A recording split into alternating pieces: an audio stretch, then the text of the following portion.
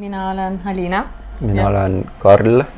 Ja me elame Järveotsa kodudes, siis Bonava uus arendus.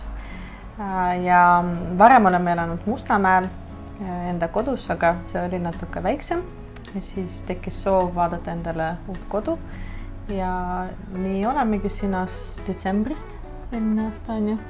Ostsime siin kodu ja nüüd oleme ametlikult Astangu Haabersti elanikud. Ja siis Bonava on meie jaoks teinud uue kodu, mis on meile väga armas.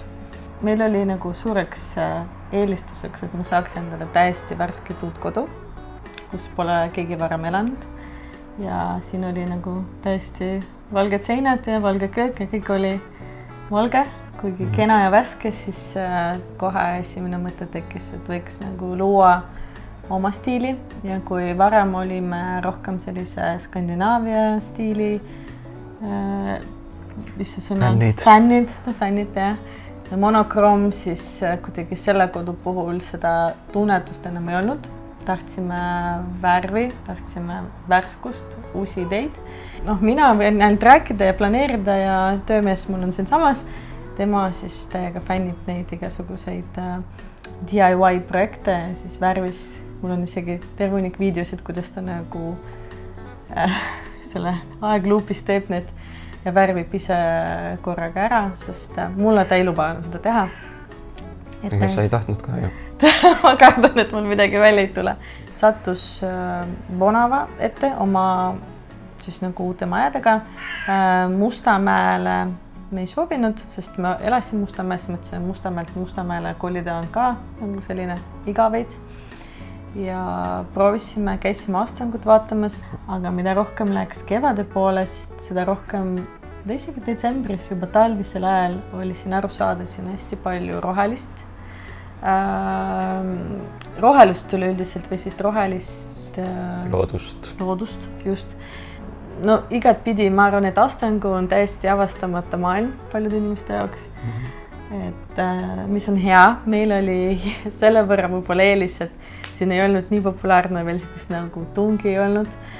Aga ma arvan, et siin inimesed aina rohkem avastavad, et Astangu on väga äge ja tulevad, sest Bonava plussiks on muidugi see, et majad on ülihead ja suured aknad ja väga kõik ilus värske ja kogu see meeskond. Põhimõtteliselt me nägime seda korterit äkki neljapäeval või reedel ja esmaspäeval me kirjutasime, et me võtame, et meil kohe meeldis. Ma arvan, et paljud inimesed arvavad, et uue kodu puhul on vaja väga palju investeeringut just mööblisse ja võib-olla inimestel nagu peas on see, et see on väga suur kulu ja väljaminek.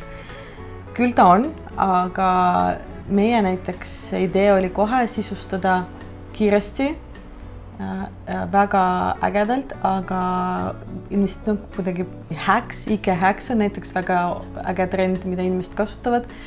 Et me kasutasime, oligi mingi täiesti tavaline söögilaud, koleda metalljalaga, suhteliselt vana plaat.